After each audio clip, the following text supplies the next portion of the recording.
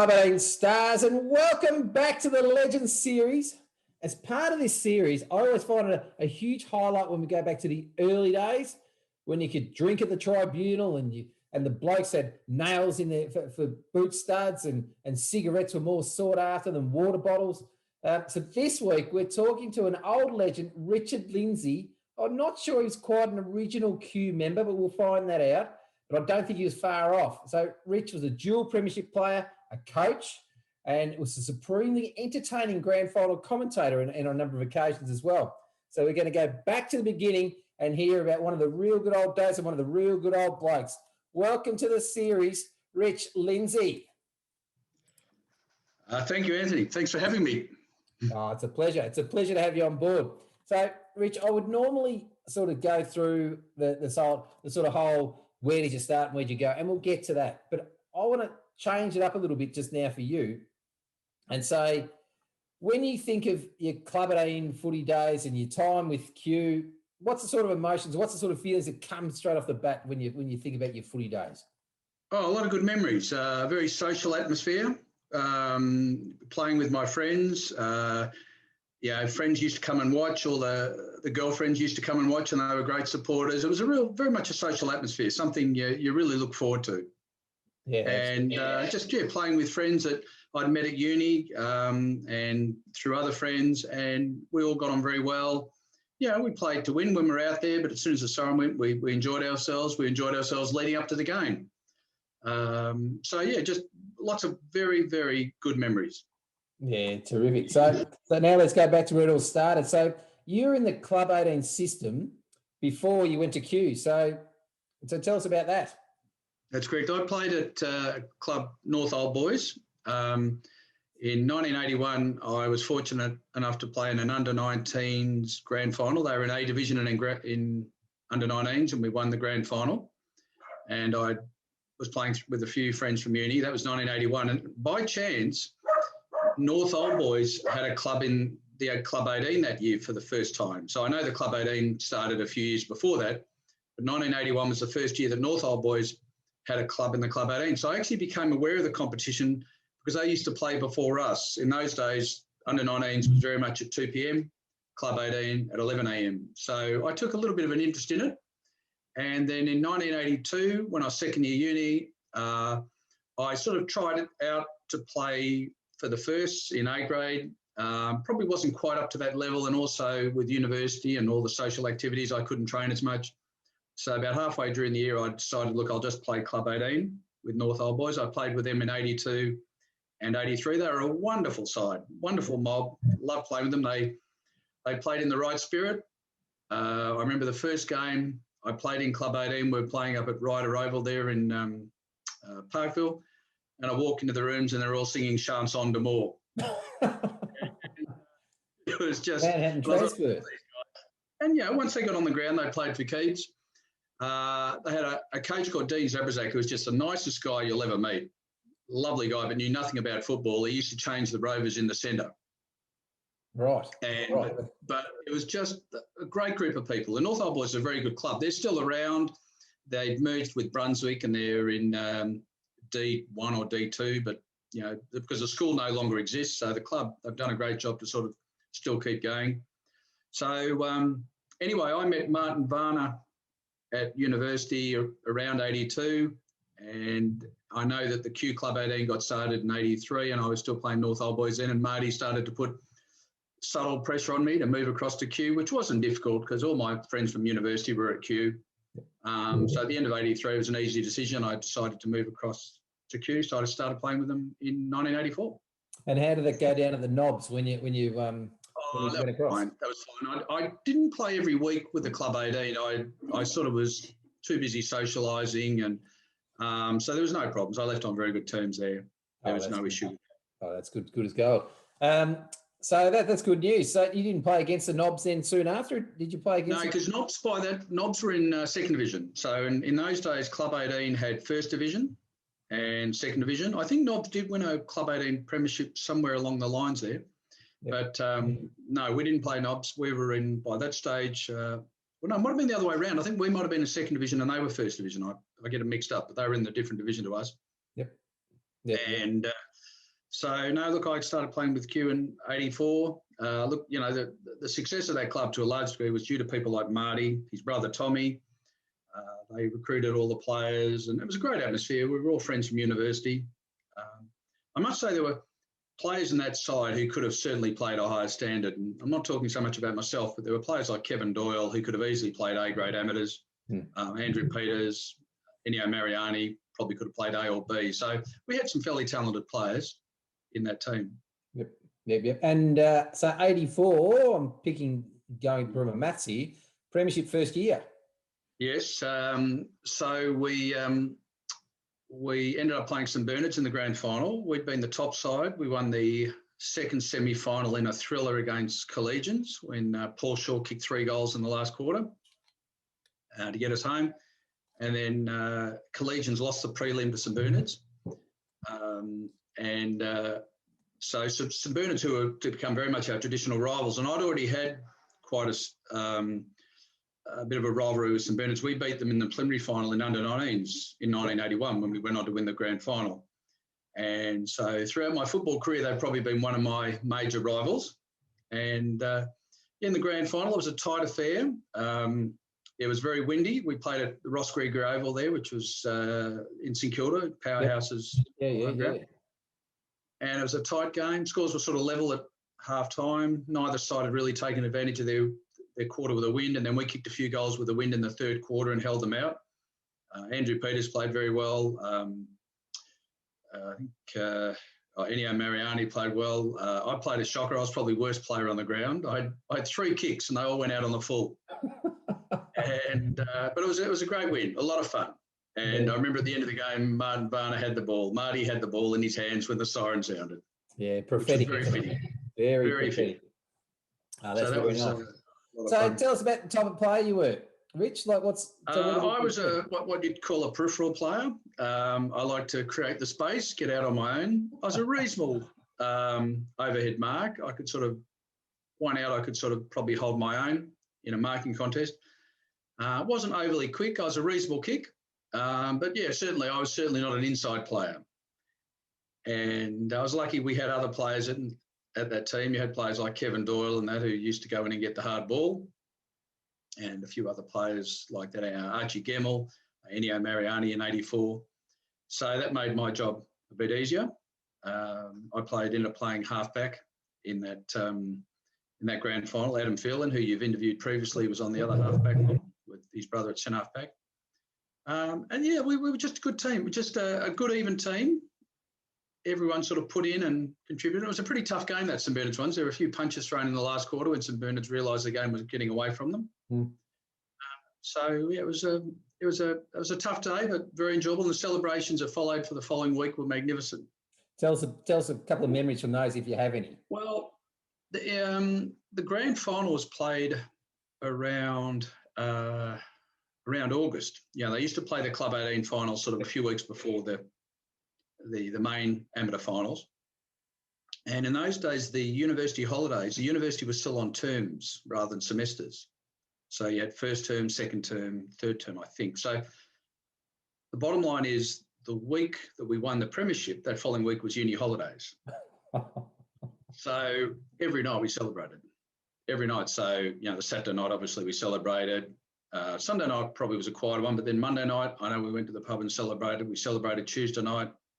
I think Thursday night we went to the pub and then went into league teams. Remember league teams? Yep. Bob, Jack and Lou, we went in and took the Premiership Cup. And then Friday night they had the official league dinner. So, you know, where they present the best and fairest, do the vote count, all that type of thing. And that was at the MCG and the members. And my memory is that at the end of the night, a few players tried to climb the goalposts on the ground. In those days, they didn't have as much security. So it was fantastic. It was a wonderful week.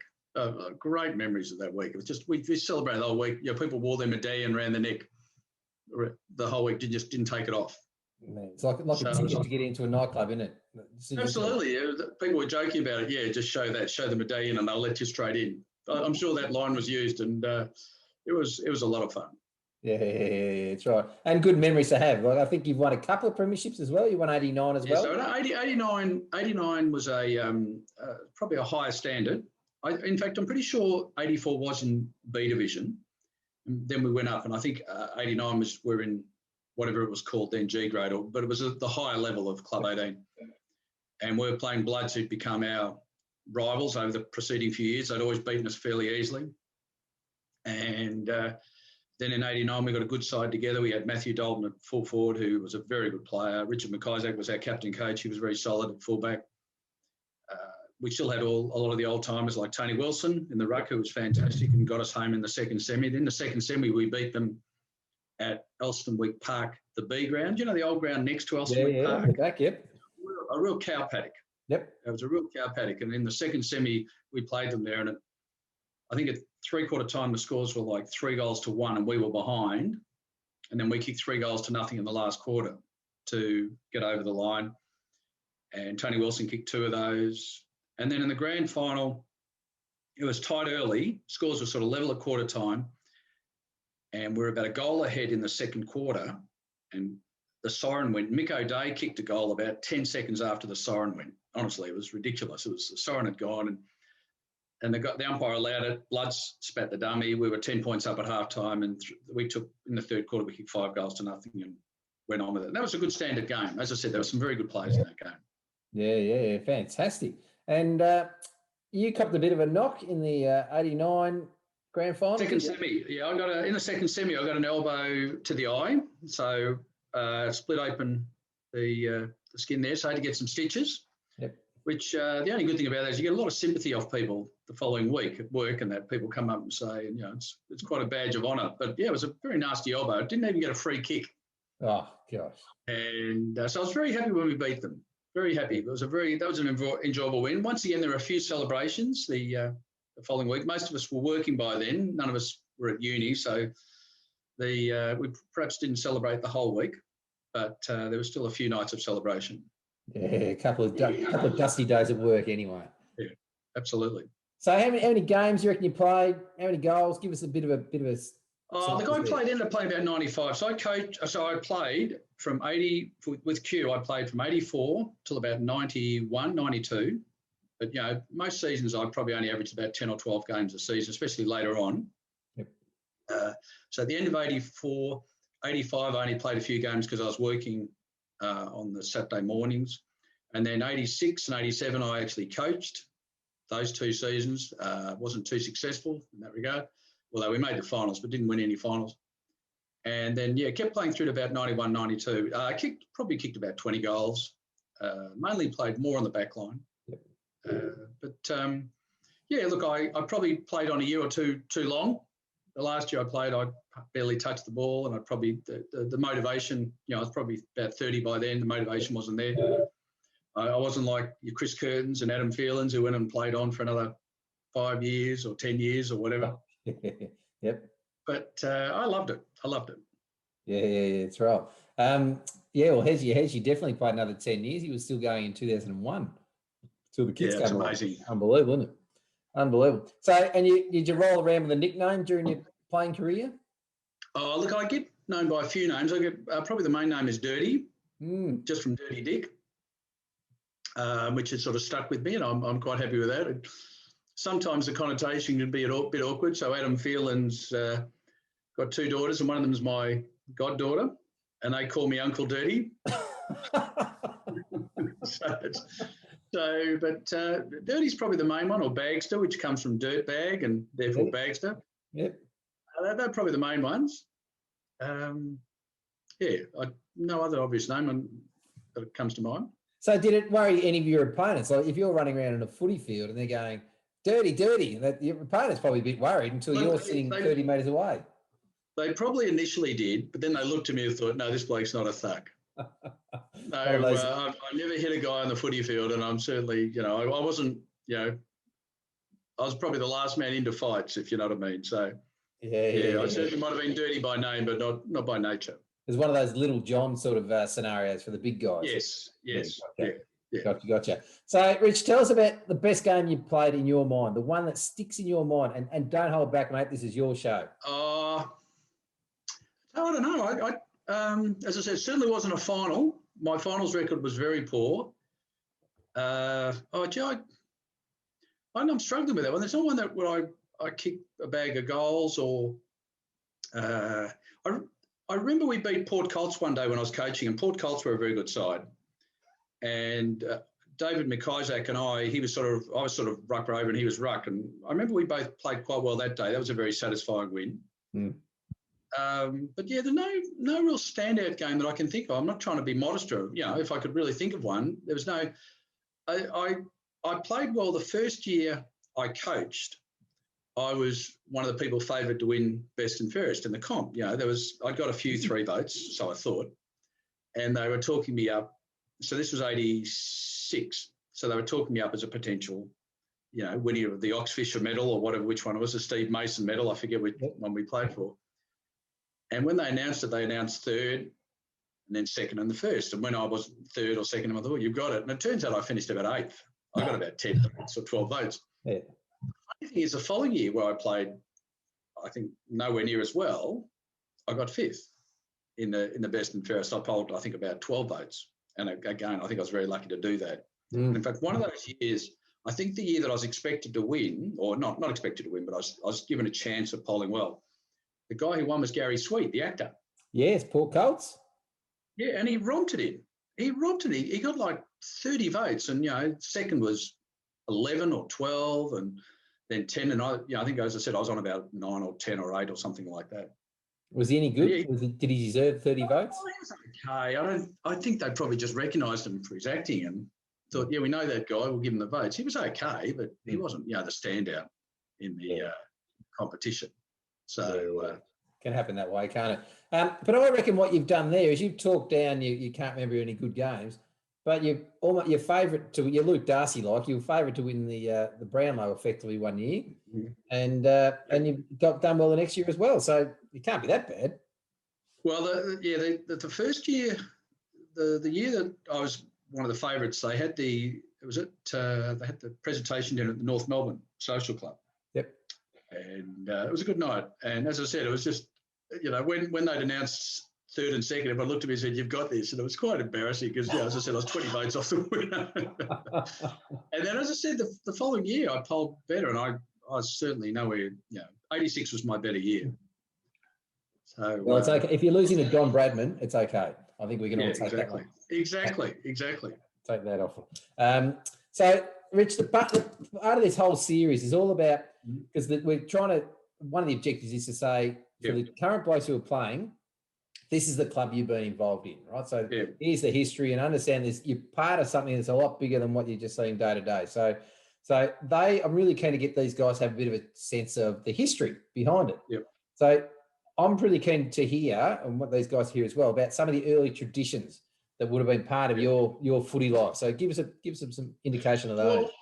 Well, the traditions were very much. I'll talk about with reference to my coaching, because that's probably my coaching. As I said, we made the finals both years, but we didn't win a final. We went straight out, and we made it not because of my coaching, but because we had good players. Mm-hmm. The coaching had nothing to do with it, and in fact, when I was generally giving an address, people would just be walking around laughing, and no one ever paid attention. You'd have someone like Marty saying, "Look, Rich, you've got them right here in the palm of your hand," and it was anything but. People would just be walking in and saying, "What did you do last night?" And it was quite amusing. I'm an optometrist by profession, so one of the things I do is fit contact lenses, and people would come up to me while I was doing the coaching address and say, "Could you put my contacts in for me?" And the whole thing was just ridiculous. So the tradition there was, it was a very relaxed atmosphere. People had come in late. One time, I think it was Michael Shaw came in late, and I tore strips off. I said, I wanted everyone here by 11. He said, "Oh, it's not my fault. My girlfriend didn't pick me up on time." So I sort of tongue-in-cheek poked my head out of the changing rooms and yelled at his girlfriend in the right spirit. And she said, "Next time you get him here on her time. This is not good enough." And just, I love the way he passed the buck to his girlfriend. And then we had a few games like that where people rolled up late, and I said, "Okay, next week everyone has to get here on time. If someone's late, that's it. I'm going to absolutely lose it." And sure enough, I was late. because I think we ran over a dog on the way, or we had to swerve to miss a dog or something like that. So I rolled up late. I was, half an hour late. We were just about to go on the ground, and one player rolled up after me. I remember Marty turned to me and said, "Rich, blast him. That's not good." So, people didn't roll up on time. You just had to hope they got there. People would roll up often in their dinner suits if they'd been to a formal the night before, or often they'd forget their gear. I must say the supporters were great. I offended them a few times. There was that time where, tongue-in-cheek, I abused the player's girlfriend. But there was another time we were playing Bloods, and I was trying to motivate the players, and, we all hated Bloods. They were, beautiful people sort of thing, had all that.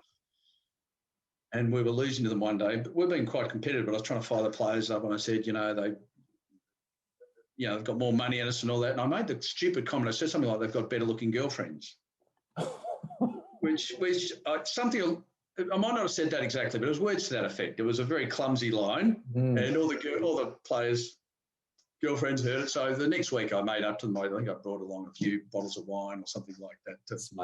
Smart play. You can't upset the footy moles, mate. You can't. They were great. I got to say, they were fantastic. The supporters. I love the time. There was one play. I think it might have been Adam Phelan's girlfriend. She drove from Chadstone to Kew in her lunch hour just to watch him play for half an hour. So Chadstone to Kew is like a half-hour drive. Good 25-minute drive. So their commitment was good, and seriously, they'd be there every week, and it was wonderful having that support. They were a big part of that. So that was a tradition too, that everyone came along and watched. The parents came along and watched. We had good crowds. You'd always have probably 50 to 60 supporters there, whether it be the girlfriends, the partners, the friends, people that roll up. So the other traditions, Tommy would give an award at the end of the game. Tom Varner would come up with some sort of award, whether it be a Demos Roussos record or something like that. He'd do that. That was another great tradition. We did unusual things. I think you heard this in another interview where we got Warwick Stengard, who's now conductor for with the Western Australian Symphony Orchestra. He was at Ormond College, and one of the other players had got him down to play, and he played Rocky, I think it was, on his cello or violin or whatever before the game theme. So it was just, everything was the tradition was that there was nothing normal, about the way it was run. It was fantastic.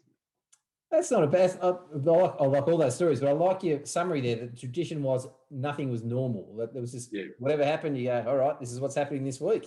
Yeah, that was pretty common, wasn't it? Through the whole playing, the whole history. I'll give you an example. In my second year as coach, so in '87, it was towards the end of the year. We're playing at Faulkner Park against OMs.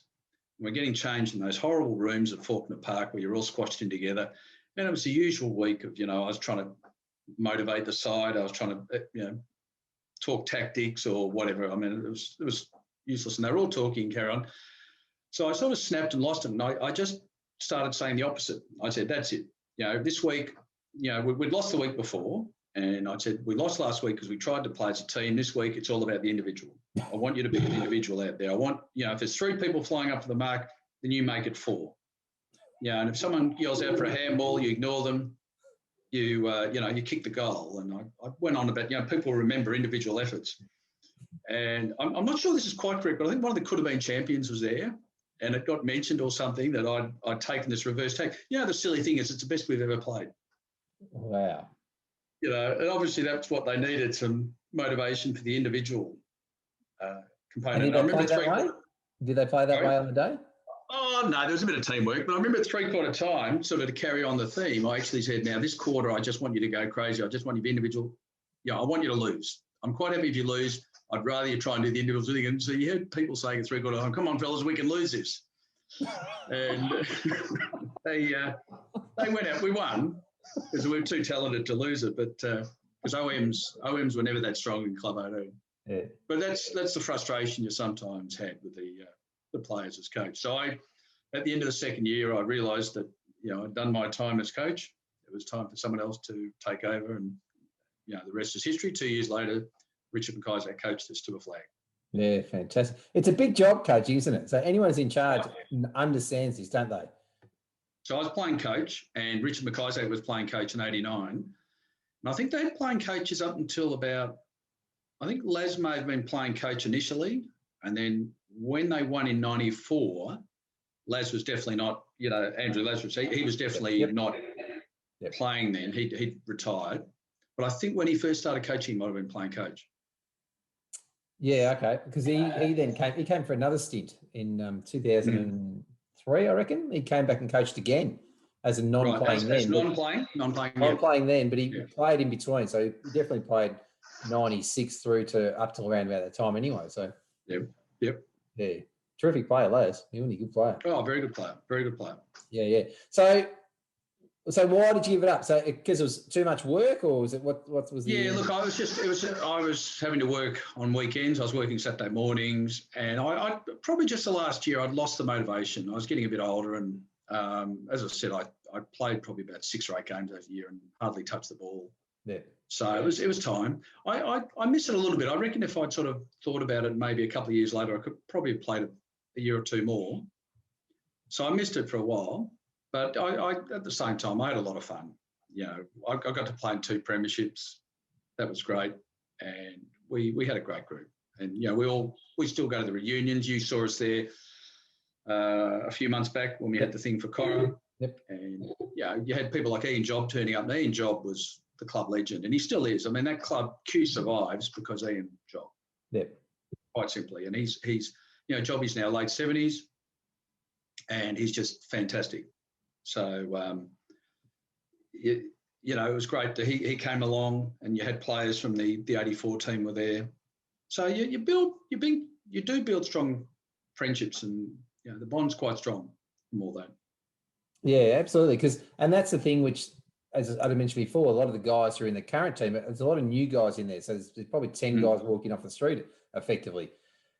And you'd love to be able to bottle it up and give it to these guys and say, you're making lifelong friendships right now. And you've got these guys for the rest of your life. It's a beautiful part of the footy culture, isn't it? Yeah, the Club 18 for a few years was misunderstood. So you're aware that when the Club 18 started sometime in the 70s, it was very much for people who couldn't give that commitment, to train 2 nights a week and just wanted to play, but might train once every few weeks, that type of thing. But at the same time, you talk to people who played in the Club 18 in the late 70s, early 80s. They played and they enjoyed it. They had a good bond. So you could still have that bond between players. But sometimes Club 18 got looked down a little bit because people say, oh, you're just, social players. You're not really, serious about it. And that was a bit unfair. Yeah. That was a bit unfair. I think most people who played Club 18 would look back and say, we had a good time. We played to win. Yes, we didn't train 2 nights a week. And then you had the issue where the amateurs didn't like it. So I think it was about in 82 or 83. It was around the time we won. I think when we won in 84, it was still Club 18, but I think it was around 85, 86. The amateurs said, if you've got a Club 18 side like Q had, they either play as part of the amateurs, so that the amateurs then created F grade and G grade, which they've now renamed D1 and D2, D3, because no one wants to be an F or G. And so you had to play as part of the amateurs. They were very strong on that, the amateurs. If you didn't join up, they weren't, your club would be deregistered. So clubs had to fall in line with that. So it was seen as having a unique culture. And just to emphasise that, in about 83 or 84, there was an article written about Fitzroy. I'm pretty sure it was about Fitzroy when Fitzroy was sort of a hot and cold team. Yep. Yeah, they made the finals a few years there, and there was a game where they lost a game that they should have won, and the journalist in writing up the game referred to the Club 18. He said that Fitzroy's approach, or the way that they were sort of hot and cold, resembled a Club 18 side, and that I'll never forget that. It was quite a strong reference, and the fact that they referenced the Club 18. So the journalist in writing the article said, in the amateurs there's this competition. Or I forget the word he used. It was sort of this breakaway competition or this unique competition, and the Club 18. And he used that to refer to Fitzroy in writing about what the problem was with their attitude. Wow. So it actually had it was well known in that regards.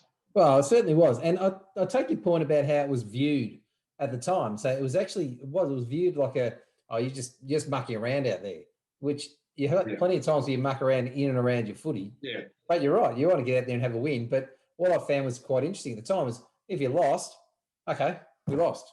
Have a beer and move on. So we don't care about it too much. Yeah, so we're at Q, for a few years there, the Club 18 had a bit of a frosty relationship with the first and seconds because they sometimes viewed us as, not being committed and all that. And it was luckily because of people like Ian Job and also Tommy Varner and Marty, who were good friends with players in the first or seconds, they came to accept us. And in the end, you had players in the 94 side, you had Gino Calic, who played first or seconds, come down and play Club 18. So by then it was well and truly accepted to be part of the club. And, you still have a Club 18 all these years later. Yeah, absolutely. And that's, it's a very important part because there's a lot of people who still want to play their footy, but you're right, can't commit 2 nights a week. They're busy, they're professionals and whatever, these sort of things. So that's good as gold.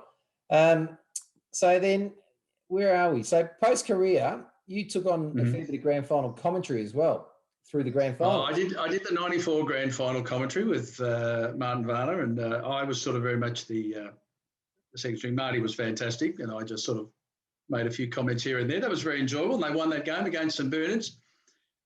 You probably know the story that in that grand final, Q wore Richmond jumpers and St Bernard's were Essendon jumpers. And what had happened was Q normally wear the Hawthorn and St Bernard's wear like the Sandringham, which are obviously very similar to Hawthorn. Yep. So the amateurs had said, well, look, your jumpers are too similar. You need to wear clash jumpers. Well, the problem was no one coordinated that. And so you had Richmond and Essendon, which was a bit silly. It was very silly. Very funny commentary. I remember seeing number 20 for St Bernard's or in the Essendon jumper. Yeah. It references Tony Bahagia and Jack. And we used a few Essendon players. Yeah. We used a few Essendon players. And, St Bernard's were hot favourites for that. Q were not expected to win that game. And thanks to efforts from people like Mark Doyle, who was very good. Tony Wilson again. He was a great finals player, Tony. I didn't mention in 84 he was very good too when we won that first final. He was a very, very good finals player. Yeah, he kicked a goal or two, a couple of goals late, didn't he? Or a goal or two late? Yes, in 94 he kicks at least 2. He kicks one in the last quarter that helps to sort of set up their match-winning lead. They held on in the last minute. So St Bernard's get within a kick with about 3 minutes to go. So I watched it as prep for this. I watched that because I hear your commentary because I loved yours and Marty's efforts, right? There was a free kick to a little number 2 guy. We call him Tony Antrams if you want. But he's lining up for goal, pretty much could win the game. Yeah. And the umpire plays a free kick to Q off the ball. In the goal square, because Mark Hansen, who was full back, was being held. And so when that whistle blew, I thought it was going to be to St Bernard's because normally those frees are paid to forwards. Yep. And I saw them running to the goal square. Oh no! And he paid it to Q. So that was surprising. It was a great win. As I said, it was against not expected. St Bernard's were the better side all year, and they were fantastic. That was so the commentary was good. Marty's last minute or two in the commentary is brilliant. Yeah, with the bald boundary umpire. and we made a point. We made a point during the game because you had the advertising signs around the ground. So we always, made sure we acknowledged all the sponsors like Ferrari Formal Hire. Exactly. That's my next question. I was going to say, if you go to your formal wear, where do you go? Yeah, go Ferrari. So we had to mention them. The other funny thing about that video, so I did that last year when we were in lockdown. So when I said it, we did it. Marty found the video. And we thought it was the 84 grand final because the 84 grand final video has been lost for years. And Marty thought it was the 84 and we got quite excited about this because I'd seen the 94 grand final about 10 years ago. Someone else, I think, may have had the video or something, but no one's seen the 84 grand final for 30 years or 25, 30 years. So I took the video around to a guy to do the DVD, put it on a DVD, and I explained that, one side was wearing Hawthorn jumpers, the other was like Sandringham. And he rang me the next day and he said, no, well, actually one's wearing Essendon, one's wearing Richmond. Oh. So I knew straight away what he was talking about. It's a 94. So the 84 grand final is still somewhere there, but I don't think it'll ever be found, which is a shame. It was very entertaining. Oh, fantastic. It's fantastic because I think a bit of conjecture because I think you actually commentated on our 97 grand final premiership win. No, I wasn't in on that one. I only did the 94. The 94. No, I think Marty did the 97. We asked Marty this and he confirmed that he thought you were there because I remember it was Rich because where was it played? Elsternwick, of course. And it was a rainy 9-degree day with sideways rain, terrible day. And the game, we all thought, coming off the ground, it was a really exciting game. But it was actually terrible watching the thing. But it was only you and Marty that actually gave that game any entertainment when anyone's watching. I might have done it, but is there still a DVD or a video going around to that one? Or? Yep. So it'll get loaded up onto the website. I'd love to see it. Maybe I did do it. I just can't remember it. It rings a bell because I do remember there was a grand final one in shocking conditions. Yeah, shocking. And it was against a group called Sindel Tally Ho. Sindel Tally Ho. Yeah. And they had lots of ball guys. And so I think you jumped all over that, which is part of the commentary skill. I'll keep an eye out for that one. There was one piece in the 94, which really just beautiful it was. It was quarter time. And Marty threw to you and said, give us a summary of the first quarter, Rich. He said, well, Q kicked 2 goals 2 and Sapunas kicked 2 goals 3. Well, short and succinct. Simple yet effective. My kids liked seeing that video because they'd never seen me, on videos. What's that? 27 years ago, 26 years ago. So that was quite good to see us, the younger. Fantastic. So go through your career, your football, your coaching time, your playing, your coaching. What would you do the same, Rich, and what would you do different? I probably wouldn't coach again. I didn't mind the coaching, but it just wasn't for me. So, and I reckon with a better coach in those years, we might have gone a little bit better. We had quite a talented side. Bloods were hard to beat, but I think with a better coach, we might have gone a bit better. I think Zach certainly got a lot more out of the side than I did. The other thing one thing I will regret, so in 86 we went out, we got thrashed by Bloods in the second semi, and I mean absolutely thrashed, and then we lost the prelim to, I think, Old Haileybury. And then in the 87 we finished fourth, and we played the first semi against Port Colts at one of those Albert Park grounds, Albert Park Oval number 8. That was shocking ground. And I really regret this. That game was an absolute beauty. At half-time, in a Club 18 game, scores were like 11 goals to 8.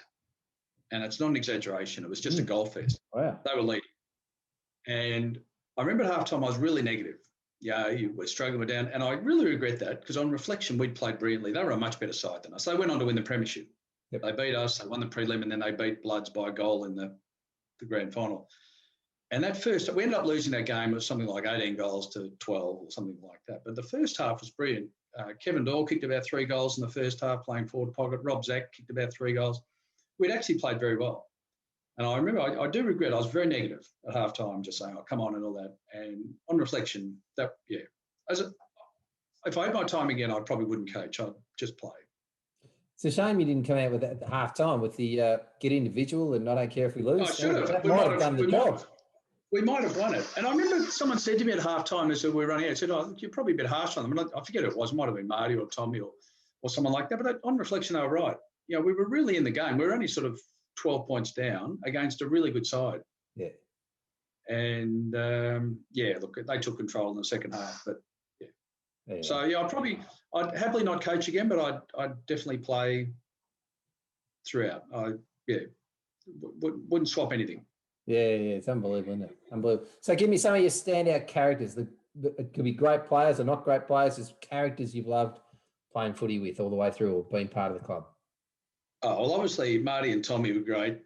Tommy one day kicked the winning goal in a game at Albert Park, once again on one of those horrible Albert Park ovals, Oval 15 or whatever. It was against one of the lower sides. We were on top and we just played poorly, and we only got over the line because Tommy kicked a goal near the end. And that whole weekend, Tommy just wrote himself off. He just we were taking pictures from for the footy card, like the chest mark and the handball, and and he celebrated like no other person could. So that was a great memory. I love playing with people like Kevin Doyle. Kevin Doyle was great. He just ran through players. Yeah. He did the don't argue. He did the don't argue long before Dusty Martin and players like that. He was very strong. Yeah. Tony Wilson was great. very unorthodox in his kicking and that, but very, very good ruckman. Yep. You know, he could put the ball where you want it. He was great. Matthew Dolt was entertaining. Dolt's, you know, not short on confidence. No, it doesn't lack yet. Very talented player.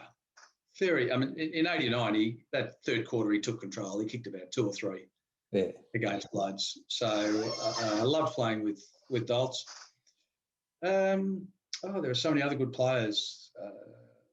Who was the best? Who was the best, Rich? You look back and say, who was the best ever Q footballer? Andrew Peters was very good the year we won the premiership when he was captain coach in '84. He was very good. And I think I don't know if he won the best and fairest, but he finished top 3. I'd probably rate Kevin Doyle a better player though. Kevin was just beautiful kick and just got the ball, and he was fantastic. I think Kevin finished 3rd in the best and fairest in '83 in our first year. I may have that wrong, but I think he got in the place getters. Yep. He was very good. But yeah, we had a lot of good players. Ennio Mariani was a good player. There's a guy called Frank Bazil. Frank's now been in the States for the last 25 years. He was a good friend. He's a good friend of Michael Manley's. Yep. And he was probably in our best 3 in the ’84 grand final. In playing halfback, he was fantastic. Yep. So, and it's just, it was just there's no other, I'm trying to think anyone else. David McIsaac was quite a good player. Of course, he missed the '94 grand final because he had a sniffle, as you know. We heard about that one. Are you going to hop into him like someone else has in the past? No, I didn't. I respect that he did the best thing for the team. Rob McIsaac could take a big mark. Yeah. Full forward. He could really take quite a big mark there. So, we had some good players. Yeah, good stuff. So, Rich, we'll wrap it up shortly, but anything else we've missed? Anything else you'd like to cover off? No, look, as I said, I definitely would acknowledge the job that people like Marty Varner did. The club would not have happened without him. Also Tommy, but Marty was the recruiting genius who got all those players down. Marty was brilliant at it. I don't know if he told you the story about the time he recruited an umpire. No. Oh, no, what's the story? He got talking to an umpire. I can't remember the story, but the umpire, he got 3 votes, actually. He didn't recruit the umpire, but the umpire had found the job the day before at Centrelink. And we were playing St Leo's, and I may have this a bit wrong. And Marty was the only one who spoke to him because he didn't know the rules. Yeah. But he thought, he's a job at Centrelink. And Marty got the 3 votes, even though he probably only got a few possessions that day, because I think the umpire liked him. So, because sometimes the umpiring quality did vary. I mean, you had people like Dave Winlow, who I think is still umpiring. Yeah, we love Dave. There was another umpire called Vince. I don't know if you've had Vince. He used to have lots of Vaseline in the eyebrows. Right. Ready for a boxing bout. He loved telling you if you held the ball or dropped the ball, he'd say, "You've dropped the ball again, Marty. Yeah, you're holding it." He used to love that. He'd pay out on you. You held it too long again. The umpiring generally was good, though. Not too many complaints there. Oh, they do a terrific job, don't they, the umpires? I mean, you think about how we get talked, we're a social league. If you're an umpire of a social league, they couldn't get looked upon very highly in their circle. Look, I mentioned about that umpire who found the job at the Centrelink, but that was the exception. The umpiring was generally pretty good. Didn't have too many complaints at all. It was back like the Glenn James days, wasn't it? When the players got along with Glenn James really well, we did with our umpires as well, and that was important. Yeah, there was never any major issues. If there was the odd bad game, it was a rarity. Yeah, absolutely. They do a terrific job, and as you have done too, Rich. So we'll wrap it up here, Rich. So it's clear that this footy club has meant a lot to you in your time, and it's been a big part of your life, and you've been a big part of it as well. So we've loved hearing about your footy journey with Q. So thanks for coming on tonight. Look, thanks for having me, and it's been a pleasure. So thank you again.